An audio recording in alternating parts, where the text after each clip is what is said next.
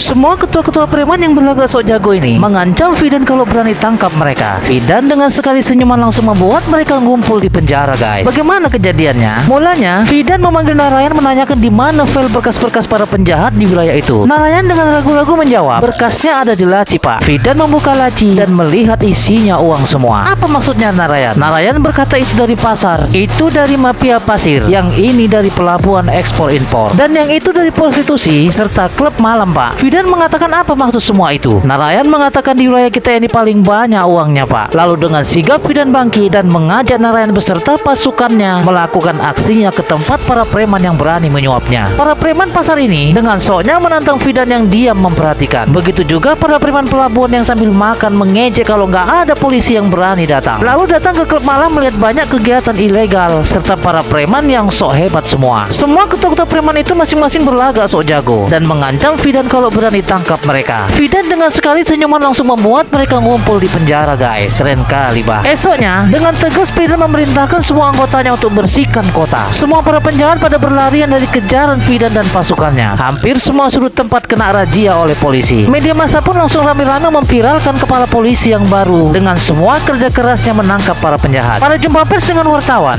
ini dengan cetus mengatakan, kita lihat saja ke depannya. Sudah banyak orang hebat datang ke sini tapi tiba-tiba pergi tanpa jejak sambil berlalu pergi. Fidan bertanya siapa dia, Narayan. Dia adalah Rangana, jurnalis yang berani dan jujur, selalu berani membuat berita para pelanggar hukum di wilayah ini. Fidan terus bergerak menindak dan mengejar para penjahat. Namun di balik tindakan Fidan yang berani, atasannya ini yang uring-uringan melihat berita di koran tentang aksi Fidan, guys. Fidan diajak ayahnya pergi berkunjung ke rumah temannya dengan tujuan memperkenalkan dengan putrinya. Fidan komplain karena ayahnya nggak mau memberitahunya kalau masalah pernikahan. Mereka pun sampai di tempat tujuan dan disambut dengan baik oleh ahli bait. Bahkan anggota kepolisiannya ini ada di sana mendampingi sambil senyum-senyum, guys. Calon mertuanya ini bilang kalau dia adalah seorang dokter tentara dan putrinya sudah menangani semuanya sendiri. Dan dia juga seorang dokter. Teman Fidan ini berkata, bisakah Anda memanggil putri Anda? Pria ini langsung memanggil putrinya dengan sebutan Sneha. Tapi Fidan malah ingin bangkit pergi. Sedetik kemudian dia terdiam terkagum melihat wanita yang keluar adalah wanita yang dilihatnya waktu itu dengan penuh kekaguman. Mereka keluar dan berbicara satu sama lain. Fidan dengan sok malu-malu mengatakan kalau dia tidak tahu tentang perjodohan ini. Sneha dengan cepat menjawab dia juga nggak tahu tentang ini. Mereka membuat komitmen jalani aja dulu. Tetap sama-sama sibuk dengan pekerjaan masing-masing. Kalau udah cocok baru putuskan untuk menikah. Bagaimana kisah cinta Fidan selanjutnya ya, guys? Dan bagaimana pula kelanjutan aksinya memberantas para penjahat di wilayahnya? Saksikan part selanjutnya tetap di channel ini, guys.